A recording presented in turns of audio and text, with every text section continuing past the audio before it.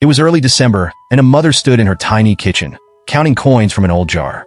Her two kids were huddled nearby, whispering excitedly about Christmas presents.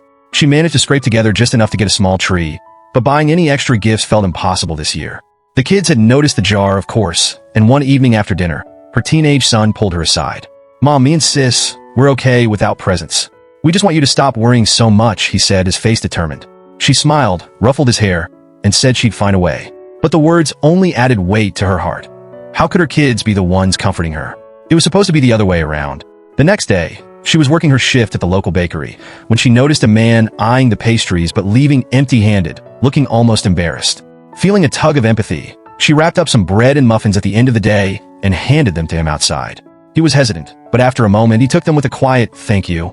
To her surprise, he returned the following week. This time, he came bearing a little gift, a small jar filled with change. She looked at it, puzzled, until he explained, "Someone did the same for me once when I was in a rough spot. It's not much, but I wanted to pay it forward to someone who could use it."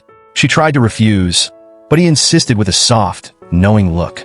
She took the jar home, and as her kids eagerly counted the coins that night, she realized there was more than just money in that jar. There was kindness, just enough to get her through the season with her family's spirits lifted. And for the first time in a long while, she felt the warmth of community in their tiny, cozy kitchen.